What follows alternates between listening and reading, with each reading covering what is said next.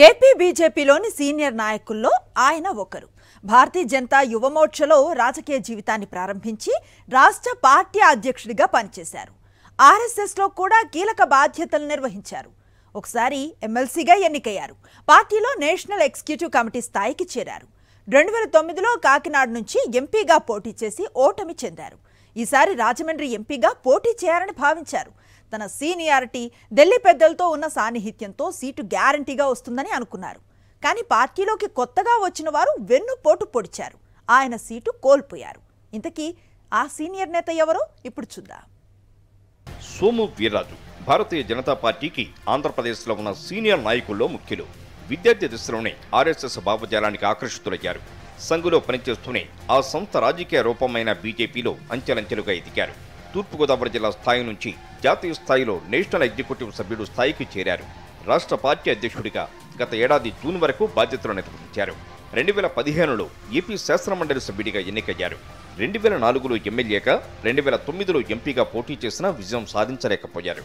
ఈసారి రాజమండ్రి ఎంపీ సీటుకు పోటీ చేయాలని సోము వీర్రాజు అనుకున్నారు. జాతీయ నేతలతో కూడా మాట్లాడుకుని హామీ తీసుకున్నారు.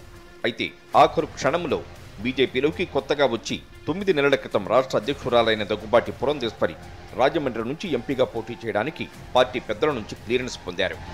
గతంలో ఒకసారి బాపట్ల నుంచి, మరోసారి విశాఖ నుంచి కాంగ్రెస్ అభ్యర్థిగా పోటీ చేసి లోక్సభకు ఎన్నికైన పురంధేశ్వరి ఈసారి రాజమండ్రిలో పోటీ చేస్తున్నారు.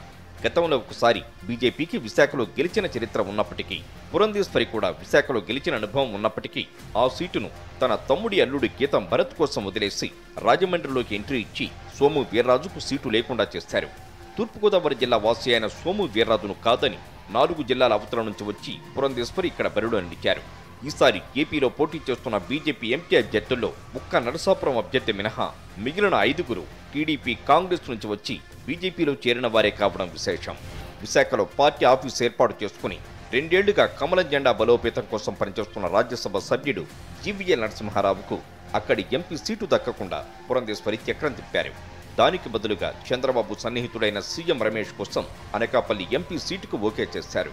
ఇలా మొత్తంగా చంద్రబాబు మనుషులతోనే బీజేపీ ఎంపీ అభ్యర్థిత్వాలను నింపేశారు.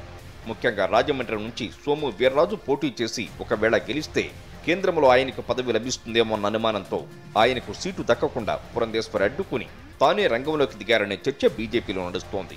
బీజేపీలో దశాబ్దాలుగా పనిచేస్తున్న వారిని కొత్తగా వచ్చి చేరిన పెత్తందారులు ఓడించారనే కామెంట్స్ వినిపిస్తున్నాయి. బీజేపీ భావజాలంతో రాజకీయాల్లోకి వచ్చి పార్టీకే జీవితాన్ని అంకితం చేస్తున్న సోము వీర్రాజు వంటి సీనియర్ నాయకుడికి ఎన్నికల్లో సీటు దక్కకుండా చేయడం పట్ల పార్టీ కార్యకర్తల్లో ఆవేదన వ్యక్తమవుతోంది.